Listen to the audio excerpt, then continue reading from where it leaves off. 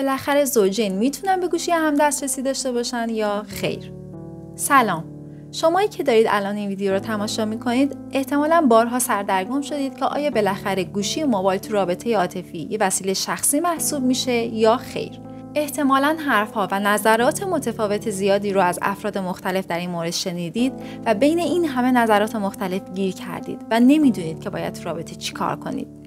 به همین دلیل ما در این ویدیو تصمیم داریم که این موضوع رو از دیدگاه روانشناسی و زوج درمانی بررسی کنیم تا شما عزیزان یک بار برای همیشه پاسخ این سوال خودتون رو دریافت کنید.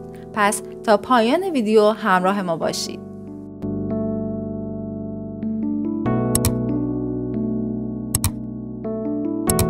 توی رابطه موبایل یه وسیله شخصیه ولی خصوصی نیست. در یک رابطه امن عاطفی موبایل من موبایل شخص منه. همسرم هم اگر کاری داشته باشه باهاش انجام میده میذاره سر جاش. ممکنه یه عده بگن که این حرف بهونه میده دست افرادی که شکاکن. درسته، ممکنه بهونه بده. ولی این یکی حرف که موبایل خصوصیه هم خب بهونه میده دست افرادی که خود کنترلیشون ضعیفه. بیاین اصلا اینجوری به قضیه نگاه کنید. شکاک بودن یعنی احساس ناامنی کردن. حالا یا این منم که به واسطه کارهام احساس امنیت نمیدم به شریک عاطفیم، یا شریک عاطفیمه که با موضوعات معمولی احساس امنیتش به خطر میفته. به هر حال یه احساس امنی وجود داره. یه مثال، بدن هر کس شخصی ترین چیزیه که داره. توی رابطه عاطفی من میتونم بگم که تو حق نداری به بدن من دست بزنی. البته که شریک عاطفی هم میتونه کنجکاو باقی بمونه که داره چه اتفاقی میفته. اوکی، نباید دست زد چون مالکیت بدن هر کس برای خودشه. و البته که ما میفهمیم که این موقعیت طبیعی نیست و باید بریم ببینیم که چه ناامنی اون زیر وجود داره. میگیرین مثالم رو؟ یه ناامنی وجود داره. یا فردیه و به گذشته مربوط میشه،